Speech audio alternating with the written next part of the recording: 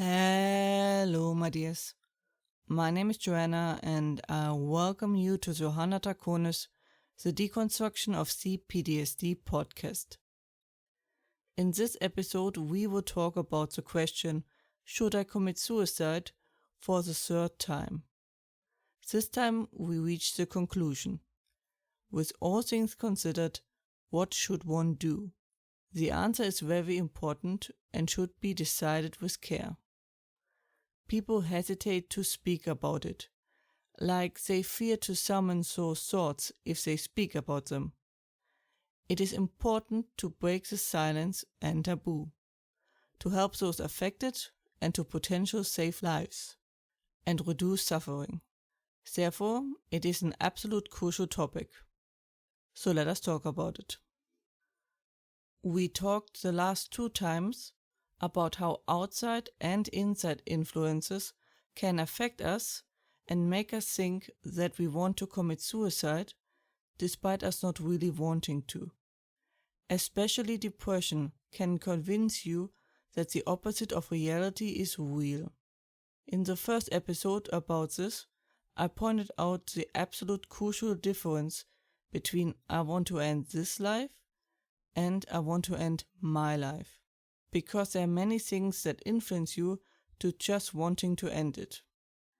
If I want to check if I am suffering from these influences, I listen to the song We Dissolve in Stars by Immediate Music, link in the description, and if I can't enjoy it, I know I'm out of balance. We start with sickness, then isolation, then mourning, then we get there when we get there, and lastly, conclusion. I wanted to start with sickness, because it can be the most logical reason for committing suicide. Some of us are faced with the decision how far we are willing to go despite the pain, limitation, and the like. At what point is our life still worth living? That depends strongly on circumstances and the sickness. So everyone must make that decision for themselves. My recommendation is to have several set points. Some for revisiting, some to start looking, and some to end it. So I would really wait out if you can and want to. Medicine did insane jumps in the last years and will likely continue in the future. Keep an eye out, your fate is likely not set in stone, especially if you have many years yet to live. One of the biggest causes is isolation. We are social beings, despite many of us not enjoying company most of the time. Our group or clan is crucial for our survival, so we developed a lot of skills, characteristics, and so on to strengthen our bonds. Now, back in the old days, we had little choice in our clan, but nowadays things are different. I cannot underline enough how important it is to have a social network or a group of friends or whatever you want to call it that you feel you belong to. People who cheer for your success, who console you during your hard times, or at least give you space, who have your well-being at heart, and who accept you for who you are, not being scared to say some things, or feeling like what you said doesn't matter. People not like that cause depression, low self-worth, and often suicidal thoughts. These thoughts are a desperate plea from our body to change your surrounding. It is absolutely important to talk with people and get help if you can. Which leads me to mourning, which will definitely get its own episode, but for now we focus on the suicide aspect of it. It is hard not to fall into this if a core aspect of your life is no longer in your life. Home is where the heart is, but what if the heart is in the afterlife? What if all you love is now dead? Then it is not as much about wanting to kill yourself, but wanting to be with them.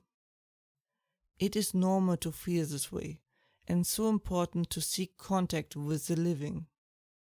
They would want your best, so please take your time to recover. There's no set schedule. If you feel like you struggle, grief counseling, therapy, or the like can be a great help. Which leads me to one of the most important aspects of this topic. We get there when we get there. Imagining how things could go wrong or how they will play out is most of the time a futile thing. Life almost always will go different than expected. Especially if you're overwhelmed with everything, it is absolutely crucial to just take it day by day. Just see what you can manage today. You worry about tomorrow. This reduces your load and makes breathing and walking a bit more possible. It is always astonishing to me how far you can go if you just focus on taking the next step. Which leads me to the conclusion. In my experience, these thoughts never come out of nowhere. They have their reasons.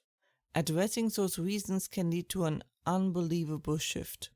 Like, I went from everything is pointless, why do I even bother trying, to it will be fine, within a minute. Once you saw this fall of the illusion, it changes everything forever.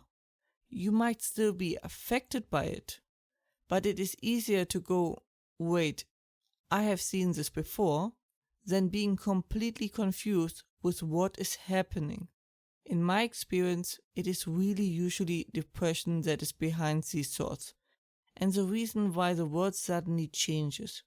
Often depression and suicidal thoughts are a desperate plea of your body to change something. One should not listen to them, but not ignore them. That is just how they get worse. Sometimes you just really overloaded yourself and kind of harming yourself. Stepping back, reducing your load, and integrating me time can do wonders to your mental health. Of course, PTSD and survivor's guilt can cause these thoughts too, but in these cases the culprit behind them is rather obvious. So focus on them instead. Even taking charge can greatly reduce the urge and symptoms. The same does with getting a new perspective and goal. You might want to ask yourself, if you can kill yourself any time, why not tomorrow? Or after you tried something? That option never goes away, so why hurry? Another way to look at this is, you want to outlive your enemies, don't you? I've been in this place many times. I know how painful and dark it is. But, to quote someone, it is not over yet. Trust me. That was it for today's episode. I hope you found it helpful. Hope you are safe and well. And, as always, if you have any questions or feedback and the like, please let me know at contactme@johannatakonis.com. More information and transcript you can find as usually under johannatakonis.com/podcast/ and links are in the description. I hope to see you next time. Watch yourselves and have a wonderful time.